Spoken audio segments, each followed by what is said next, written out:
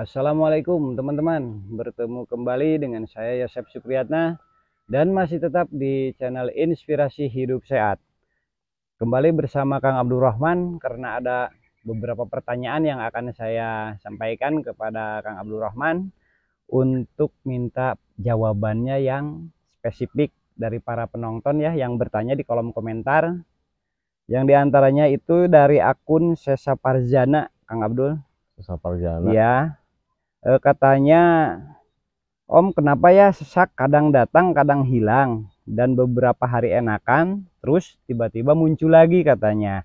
Nah, apakah itu proses mau apa? Pemulihan. Pemulihan apa gimana gitu ya? Betul, untuk proses pemulihan dari gangguan asam lambung dan ascites psikosomatis itu memang seperti itu ya. Jadi pemulihannya itu berbeda dengan gangguan yang lain. Kalau misalkan kita nih sakit gigi kan proses pemulihannya kita tahu sendirilah seperti itu ya.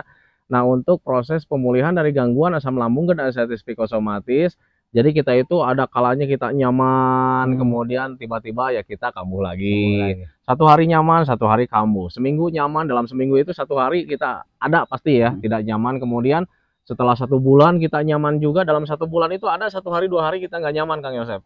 Nah itu, nah kemudian ketika kita sudah full 1 tahun, kita sudah merasa sehat, kemudian tidak merasa sensasi apapun, kemudian hati sudah merasa bahagia, kemudian rasa cueknya sudah mulai besar, kemudian sudah bisa mulai menikmati aktivitas yang sedang dilakukan gitu Kang Yosep. Nah itu baru dikatakan dengan yang namanya sudah sembuh total gitu. Nah makanya bagi teman-teman yang sekarang sedang terkena gangguan asam lambung dan ascites psikosomatis, kemudian ketika mengalami kambuh-kambuhan, nggak usah khawatir karena memang itulah proses pemulihan dari gangguan asam lambung dan ascites psikosomatis. Jadi pemulihannya itu kayak macam sakit demam Kang Yosep. Jadi kita itu ada masanya kita panas, kemudian turun lagi, panas lagi, Ya, betul, betul. turun lagi. Prosesnya seperti itu. Nah itu Kang Yosep, itu untuk proses pemulihan dari gangguan asam lambung dan ascites psikosomatis. Atau bisa juga mungkin Kang Abdul normal ya, saat normal nih, Saat normal. asam lambungnya itu. Terpicu oleh makanan-makanan yang memang pantrangannya misalkan, jadi kambuh lagi bisa juga seperti itu? Bisa seperti itu, karena ketika orang-orang terkena gangguan asam lambung dan ascites psikosomatis, selain itu merupakan proses pemulihan, ada kalanya itu juga mungkin karena ada makanan yang masih belum cocok gitu Kang Yosep, kemudian masih ada juga stres yang masih belum terkelola gitu. Dari pengelolaan pikirannya itu Karena ya? untuk asam lambung dan ascites psikosomatis itu kambuhnya itu pemicunya cuman dari itu sih sebetulnya, dari dua faktor itu. Kalau nggak dari makanan yang salah, yang belum apa ya, yang belum beradaptasi dengan kita. Nah kemudian bisa juga dari stres yang belum terkelola gitu. Nah makanya bagi teman-teman yang terkena gangguan asam lambung dan ascites psikosomatis, ketika kalian ingin membaik, alangkah baiknya kalian tetap menjaga 3P, pola makannya dijaga, pola hidupnya dijaga gitu teman-teman, dan kemudian pola pikirnya juga dijaga, harus menghindari stres. Jadi gimana caranya supaya hati dan pikiran kita itu senang setiap harinya. Nah itu Kang Yosep, ketika kita senang pikirannya, rasa cuek hadir, rasa bahagia hadir, dan untuk sensasi dari gangguan asam lambung dan ascites psikosomatis itu tidak kambuh-kambuh Kang Yosep. Karena lebih dominan asam lambung dan ascites psikosomatis kambuh itu karena kitanya teringat dengan penyakit. Tetapi berbeda ketika kita bahagia, kita senang, kita cuek, kita menikmati suasana, menikmati kegiatannya. Itu yang namanya sensasi itu hilang karena memang kitanya lupa gitu Kang Yosep. Dan gini Kang Abdul ya, ketika asam lambungnya selalu normal, berarti sensasi juga hilang sendiri kan? Hilang sendiri. Makanya saya selalu bilang di video-video Kang Yosep kan yang kemarin-kemarin ya, usahakan gimana caranya supaya hati dan pikiran itu senang. Karena lebih dominan hampir 100% itu asam lambung dan ascites psikosomatis itu sembuhnya dengan terlupakan. Ya, Kang Yosep. betul. Gitu. Beda dengan kita selalu mengingat setiap hari gitu ya. Dan celakanya itu untuk orang-orang yang terkena gangguan asam lambung dan ascites psikosomatis, untuk melupakan itu agak sulit. Karena di situ ada trauma, ketakutannya masih besar. Jadi selalu teringat terus tentang penyakit, tentang sensasi, tentang bahayanya. Padahal tidak berbahaya sama sekali, cuman rasanya saja. Nah itu Kang Yosep. Ya selain apa sensitivitasnya juga jadi meningkat tinggi, ditambah lagi efek trauma ya Kang Abdul ya? Efek trauma gitu Kang Yosep, jadi ya mudah kambuh juga gitu. Nah itu Kang Yosep, makanya untuk orang-orang yang terkena gangguan asam lambung dan ascites psikosomatis, gimana caranya supaya gangguan ini terlupakan. Nah terlupakannya itu ya salah satunya metodenya itu hanya dengan kesenangan Kang Yosep. kesenangan, hati gembira, ada rasa cuek di situ, ada rasa semangat untuk mengerjakan sesuatu. Ya. Nah, itu bisa terlupakan Kang Yosep. Nah, itulah teman-teman salah satu trik untuk mengendalikan pikiran ya Kang Untuk Abdul ya. mengendalikan pikiran, Makanya betul. saya dengan Kang Abdul Rahman sering memotivasi kalian agar menjalankan kegiatan atau aktivitas-aktivitas yang bisa kalian senangi, yang bisa kalian nikmati untuk bahagia ya Kang Abdul ya. Betul. Jadi dengan bahagia kalian bisa melupakan sensasi-sensasi yang terasa nantinya itu ya Kang Abdul ya. Betul sekali. Nah itu Kang Yosep. Dengan bahagia, stres pun hilang, asam lambung tidak terpicu untuk naik kembali ya Kang Abdul ya. Maka sensasi juga akan minggir sendiri ya Kang Abdul ya. Minggir sendiri tanpa kita rencanakan, tanpa kita minta. Nah, itu.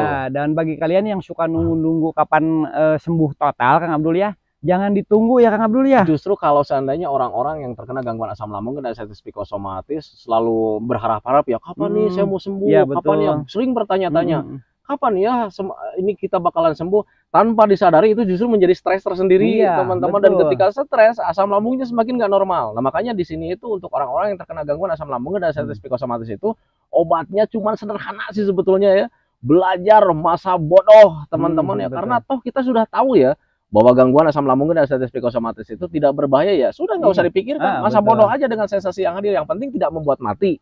Nah itu teman-teman, makanya fokus saja di kesenangan. Apa nih sekarang ini yang mau kita kerjakan, yang membuat kita senang, melakukan ini nih, atau misalnya melakukan jalan-jalan. Nah gitu. Nah tetapi memang ada kalanya gitu ya, ketika mengerjakan sesuatu juga gitu, kayak macam jalan-jalan, kemudian melakukan hobi-hobi atau aktivitas yang menyenangkan, itu tentang penyakit itu selalu teringat gitu Kang Yosep. Tetapi kalau misalkan dibiasakan terus seperti itu, nanti lambat laun itu hilang dengan sendirinya. Jadi kita itu bisa melupakannya itu karena kita terbiasa, gitu, terbiasa berusaha untuk melupakan tentang gangguan asam lambung dan diabetes psikosomatis. Nah itu Kang Yosep, makanya harus rajin-rajin melakukan hobi-hobi atau aktivitas yang menyenangkan. Nah bagi teman-teman nih yang lagi nonton video ini dan kalian mengalami gangguan asam lambung dan diabetes psikosomatis, jangan di skip ya Kang Abdul ya. Betul, biar paham. Biar gitu. Paham. Jadi pas kita mendapatkan sensasi itu udah ada caranya gimana kita untuk mengantisipasinya supaya sensasinya itu jangan berlarut-larut ya Kang Abdul ya. Nah, itu. Malah menimbulkan efek trauma yang lebih dalam nantinya. Nah itu. Nah Kang Abdul, yang kedua itu dari Teh Mila ya, akunnya Teh Mila. Teh Mila itu sering lemas katanya ya, jadi dia itu mau mencoba minum macam obat-obatan ya, mungkin vitamin. Dia itu mau minum vitamin B kompleks Kang Abdul. Apakah itu tidak bermasalah gitu maksudnya? Untuk B kompleks, vitamin B kompleks itu bukan obat ya, melainkan suplemen. Suplemen ya. Misalkan kalau misalkan teman-teman itu yang terkena gangguan asam lambung dan diabetes psikosomatis mau mengkonsumsi suplemen seperti itu, seharusnya itu diperiksakan ke dokter dulu gitu. Apakah HB-nya itu sedang turun atau tidak, atau misalkan normal-normal saja. Kalau misalkan normal-normal saja, alangkah baiknya ya nggak usah lah, ngapain gitu minum suplemen kayak gitu itu juga. Nah tetapi kalau misalkan Pak, saya itu sudah dicek ke dokter, HB saya normal, tekanan darah normal, tetapi masih mengalami lemas juga. Nah mengalami lemas itu bisa karena efek stres juga, bisa karena dari mental juga Kang Yosep. Betul. Orang yang lemah, letih, lesu itu bisa berkaitan dengan mental. Contoh kecil lah kayak gini, ini contoh kecilnya ya. Kalau seandainya kita lagi duduk diam nih, lagi mager ya, malas gerak gitu, mau ngapa-ngapain serba males. Tetapi kalau misalnya datang temen misalnya kita seneng main bola nih, ayo dong main bola, karena kitanya memang seneng di situ. Nah timbul kan semangat. Di situ nah makanya rasa lemas itu bisa dari mental. Coba kalau misalnya kalian sedang lemas, teriak saja, saya mampu, saya kuat, pasti kalian bisa sih sebetulnya. Nah itu malas, mager, letih, lesu itu bisa karena mental. Dan kemudian untuk malas, letih, lesu itu bisa juga karena asupan gizi yang kurang seimbang Kang Yosep. Jadi kalau seandainya semangat aja ada nih, wah saya kuat, saya mampu gitu kan ya, teriak juga. Tetapi kalau misalnya tidak ditopang dengan tenaga yang kuat ya nggak bisa juga. Nah makanya bagi teman-teman yang terkena gangguan asam lambung dan diabetes psikosomatis, selain melakukan pemenuhan untuk tubuhnya, kalian juga harus menguatkan mentalnya juga teman-teman ya. Kalian itu mampu sih sebetulnya. Nah itu Kang Yosep, jadi jangan terlalu menuruti apa rasa malas gitu. Mentang-mentang lagi malas nih, mau ngapa-ngapain serba malas, males nih. Mental yang harus dibenahi, bangkit dari mulai sekarang. Nah itu Itu Kang Yosep. Dan gitu. saya pikir juga gini Kang Abdul ya, sebelum mengkonsumsi apa yang ada kimianya, yang mengandung kimia, Betul. lebih baik dicek dulu ya Kang Abdul ya. Dicek dulu. Barangkali makannya kurang, Betul. atau minumnya kurang, atau mungkin Dari mental. iya dari mental, ataupun asupan gizinya barangkali makan udah banyak, tapi kalau mentalnya, kalau misalnya gizinya udah terpenuhi nih, tapi kalau mentalnya belum dibenahinya juga, ya pasti rasa malas itu hadir. Nah itu teman-teman, karena mental, rasa malas itu lebih dominannya itu ya dari mental sih sebetulnya. Rasa malas itu dulu juga, bukan dulu lah, sekarang aja nih, saya sudah sembuh total Kang Yosep. Bahkan orang-orang yang sehat juga, orang-orang yang normal, kalau mentalnya itu tidak tumbuh, itu mager pasti hadir. Dan itu mager, kemudian rasa malas, kalau seandainya rasa malasnya hadir, pasti lemah letih itu ada ya. Dan itu justru akan apa ya, normal sih sebetulnya Kang Yosep. Orang yang nggak kena aslam juga ada kalanya mengalami seperti itu. Betul. Nah itu makanya, apakah mereka itu butuh vitamin? Kan tidak. Iya. Tetapi berbeda ketika kalian yang terkena gangguan aslam, kemudian ada lemas, letih, lesu, kemudian ditandai dengan muka pucat. Nah berarti itu kekurangan HB. Nah makanya boleh-boleh saja kalian mengkonsumsi vitamin B kompleks. Dan vitamin itu bukan obat ya, hanya suplemen saja gitu, pemenuhan buat kebutuhan untuk tubuh. Nah itu lebih baik sebelum mengkonsumsi yang mengandung kimia, kalian kendalikan dulu pikiran kalian. Betul. Coba dipancing dengan kegiatan yang membuat senang ya Kang Abdul ya. Betul. Dan untuk ini, untuk suplemen itu saya ralat ya. Untuk vitamin B kompleks itu bukan obat kimia teman-teman, itu suplemen murni pure dari kebutuhan untuk tubuh kita, diambil dari sari-sari makanan-makanan yang penuh gizi. Nah itu teman-teman ya. Ada lagi Kang Yosep? Ada tambahan nih Kang Abdul, ada yang bertanya beberapa orang, dan juga saya melihat dari komentar-komentar di berbagai media sosial ya mengenai gangguan asam lambung. Yang baru sembuh diperkirakan itu baru 90% ya Kang Abdul ya. Betul. Apakah orang tersebut udah boleh katanya memakan pantangan-pantangan buat yang menimbulkan naiknya asam lambung, apa gimana? Boleh Kang Yosep. Boleh aja. Kalau seandainya merasa sehat di ambang 90% boleh. Dan kalau seandainya masih di 20% juga, sebetulnya bisa Kang Yosep. Gitu? Dengan catatan dia bisa menerima sensasi yang hadir.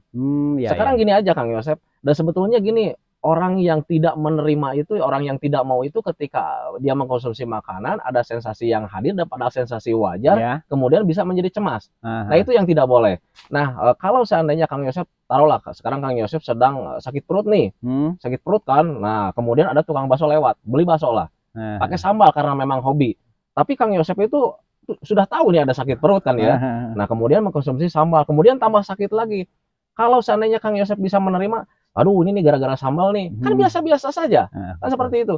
Nah tetapi yang harus dihindari itu begini, ketika mengkonsumsi makanan pantrangan, kemudian ada sensasi, kemudian orang yang terkena gangguan aslam itu tidak mau menerima. Jadi berpikirnya itu kemana-mana, waduh ini sensasi apalagi ini, takut mati, sehingga nanti menimbulkan kecemasan. Nah itu yang tidak boleh. Makanya ketika orang-orang yang terkena gangguan asam lambung dan diabetes psikosomatis, ketika sudah di ambang 90% mau mengkonsumsi makanan-makanan pantrangan, apakah boleh? Boleh, dan memang harus kalau seandainya di ambang 90%. Kenapa memang harus? Mencoba ya Kang? Karena untuk pemenuhan gizi gitu kan. Yang pertama itu untuk pemenuhan gizi untuk tubuh kita, karena gizi itu tidak ada dalam satu makanan saja kan, beraneka ragam makanan.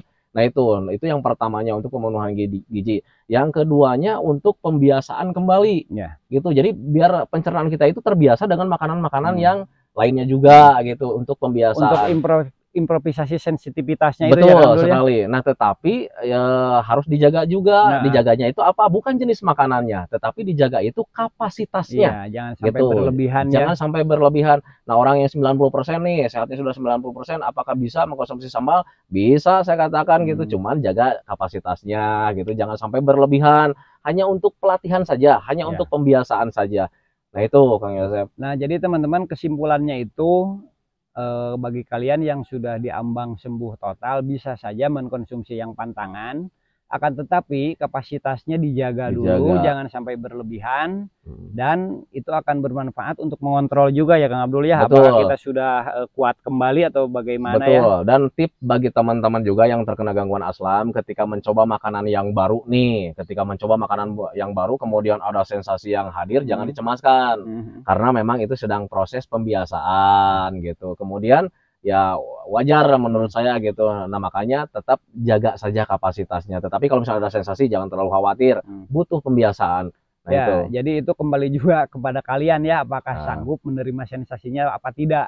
Nah, kalau aduh, misalkan sanggup, udah tahu bakal ada sensasi nih, kalau misalkan ini belum kuat ya Kang Dul ya betul, lambungnya, ya kalian silahkan saja. Tapi betul. yang jadi saran dari kami, jangan dulu kapasitasnya berlebihan, jangan Begitu. semaunya ya. Dulu juga saat terkena aslam di pemulihan saya makan sambal makan Kang Yosep, cuman ya hanya sebatas penasaran saja. Jadi pedasnya itu cuma di lidah, udah gitu aja, pembiasaan saja dulu. Nah kesini kesininya ada rasa cuek, mulai agak ditelan juga, kesini kesini sudah cueknya sangat besar gitu, mulai agak banyak juga, sampai terbiasa. Nah itu Kang Yosep, Nah, apalagi ini dari siapa lagi ini? dari siapa ini? Ya ini sama sama yang tadi. Jadi asam lambungnya itu naik turun katanya Kang Ulu ya. Memang jawabannya udah tadi ya di penjelasan yang awal tadi. Nah, teman-teman, bagi kalian yang belum dukung channel ini, yang kebetulan baru datang ya, baru nonton, baru nonton, silahkan kalian subscribe dulu channelnya supaya kami bisa terus share lebih semangat, lebih semangat lagi lebih share semangat. video-video untuk apa, menambah wawasan tentang Ya seputar minimal kehidupan hanya sehat. memberikan informasi yang jelas gitu ya, bahwa gangguan asam lambung dan diabetes psikosomatis itu bisa disembuhkan dengan total tanpa obat, tanpa herbal teman-teman ya, karena untuk seputaran gangguan asam lambung dan diabetes psikosomatis itu sebetulnya gangguan biasa, gangguan rumahan teman-teman. Dari mulai sensasi asam lambungnya, dari mulai sensasi psikisnya itu sebetulnya kita juga mengalami dulu. Nah cuman sekarang itu kenapa menjadi sangat besar, karena kitanya traumanya terlalu besar Kang Betul, Yosep, betul. sensitifnya terlalu besar sehingga ya kita itu ada ketakutan tersendiri di situ ya. Nah itu ada Nah, lagi Kang Yosep pertanyaannya. udah Kang, Nah pertanyaan cuma segitu aja. bagi teman-teman nih yang ingin bertanya tentang seputaran gangguan asam lambung dan diabetes psikosomatis, kalian boleh bertanya di kolom komentar. Cuman nanti dibahasnya itu sambil kayak macam video kayak macam begini ya Kang Yosep ya.